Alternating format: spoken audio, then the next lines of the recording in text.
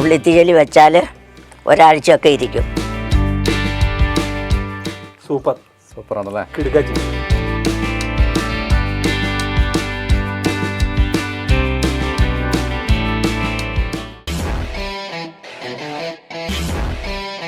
അപ്പോൾ നമസ്കാരം.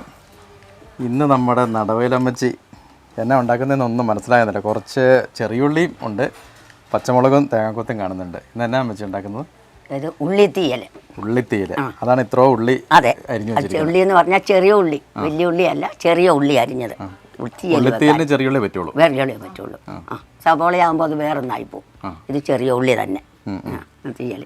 തീയൽ വെക്കാനുള്ള സാധനമാണ് ഉള്ളി, പച്ചമുളക്, ഇഞ്ചി, വേപ്പില, പുളിവെള്ളം, പുളി പിഴിഞ്ഞ് വെച്ചിരിക്കുന്ന വാളംപുളി പിഴിഞ്ഞത്, മഞ്ഞപ്പൊടി, ഇത് തേങ്ങ, മുളക് പൊടി ഇട്ട് വറുത്ത് വെച്ചിരിക്കുന്നു, വറുത്ത് അരച്ച് വെച്ചിരിക്കുന്നതാണത്. അതുകൊണ്ട് അതിൽ ചേർക്കാനുള്ള ഉപ്പ്, മുളക് പൊടി വേണമല്ലേ? ഇത് കൂടാതെ തേങ്ങാക്കൊത്ത് വറുത്തതുണ്ട്. അത് ഉള്ളി നമ്മൾ വറുത്ത് വാട്ടി വരുമ്പോഴത്തേനും സമയം പോകും.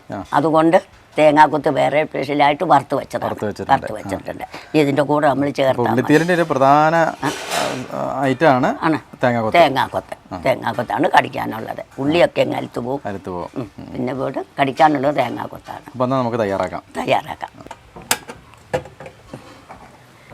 പാൻ വെച്ചു, തീ കത്തിച്ചു, ചൂടാവട്ടെ. ചൂടായിട്ട് നമുക്ക് എണ്ണ ഒഴിക്കണം.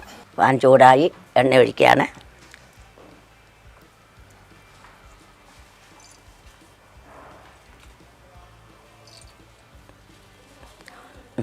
എണ്ണ ഒഴിച്ചു. എണ്ണ തിളച്ച് തുടങ്ങി.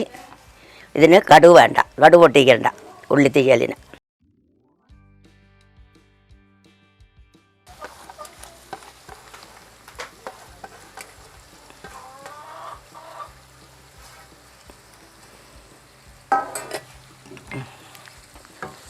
ഇളക്കാം. ഉള്ളി നന്നായിട്ട് കളർ മാറണം. നന്നായിട്ട് കളർ മാറണം. കളർ മാറുന്നവരെ വറുക്കണം. കുറച്ച് സമയം എടുക്കുമായിരിക്കും. കുറച്ച് സമയം വേണം അതിന്. ഇതിന് ഉപ്പിടുവാണ്. ഇച്ചിരി മഞ്ഞപ്പൊടി ഇടുന്നു.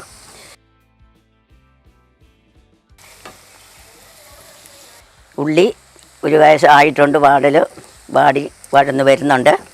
നമുക്കിതിൽ ഇഞ്ചി ഇടാം. ഇഞ്ചി, പച്ചമുളകും.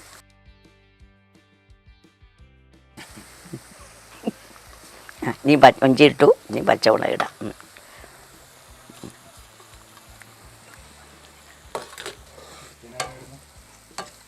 ഇനി നമുക്ക് തേങ്ങാക്കൊത്ത് വറുത്തതിടാം. ഒന്ന് വറുത്ത് വെച്ചതാണ്.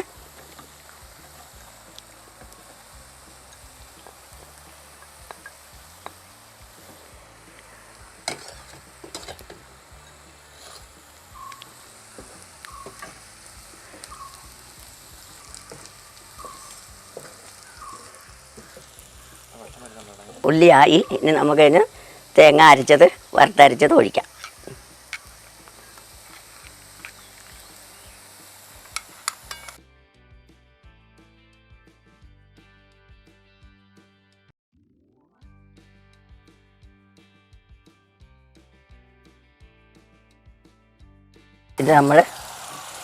ഇത് പുളിവെള്ളമാണ്, പുളി പിഴിഞ്ഞ് വെച്ചതാണ്.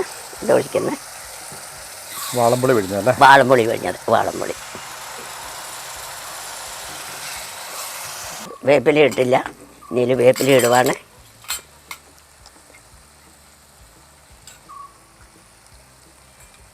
എല്ലാ സാധനവും ചേർത്തു. റെഡിയായിട്ടുണ്ട്. നമ്മുടെ ഉള്ളിത്തീയൽ റെഡിയായി.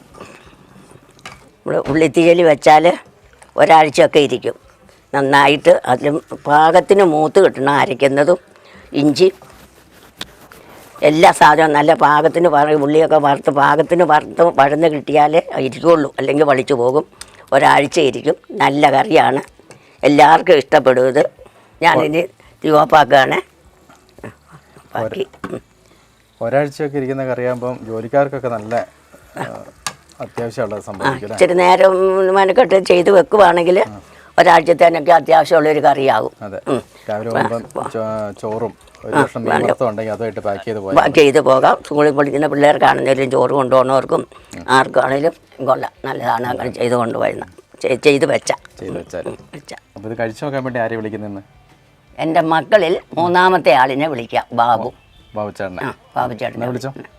ബാബു ഇനി വന്നേ, ഇനി വന്നേ. അത് എഴുത്തും വാ. അമ്മച്ചിയുടെ ഉള്ളിത്തീയൽ മോനൊന്ന് ടേസ്റ്റ് നോക്കാനാണ്. അതെ, അമ്മച്ചി വെച്ചാൽ എല്ലാം ടേസ്റ്റ് ആയിരിക്കും അല്ലേ? സാധാരണ കൈ കൊള്ളല്ലേ. പറഞ്ഞു നോക്കാം. സൂപ്പറാണല്ലേ? കിടുക്കാച്ചി കുറച്ച് എനിക്ക് വേണ്ട തന്നേരം അമ്മച്ചി. കിടുക്കാച്ചി ആണെങ്കിൽ കഴിച്ചു നോക്കാതെ പോകുന്നത് ശരിയല്ലല്ലോ. കൈ കൊള്ളല്ലേ.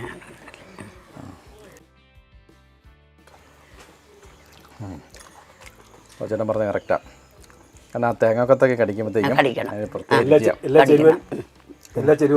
പുളിയൊക്കെ കൃത്യമായിട്ട് നല്ല കണ്ടീഷനായിട്ട് വരുന്നുണ്ട്. ഉപ്പും പുളിയൊക്കെ കൃത്യമല്ലേ? അതെ അതെ. അപ്പോൾ നല്ല അടിപൊളി ഉള്ളിത്തീയിലാണ്. നല്ല ചൂട് കുത്തിരിച്ചോറിൻ്റെ കൂട്ടത്തിൽ അങ്ങ് കുഴച്ചിട്ട് തിന്നണം അല്ലേ ഉച്ചയ്ക്ക്? അപ്പം സൂപ്പർ ഉള്ളിത്തീയിലാണ്. എല്ലാവരും ഇത് വെച്ച് നോക്കിയിട്ട് അടിപൊളിയായിട്ട് ഭക്ഷണം കഴിക്കുക അല്ലേ മച്ചി? അപ്പോൾ എല്ലാവർക്കും ഒരു ബായ് പറഞ്ഞേക്കാം. ബായ്.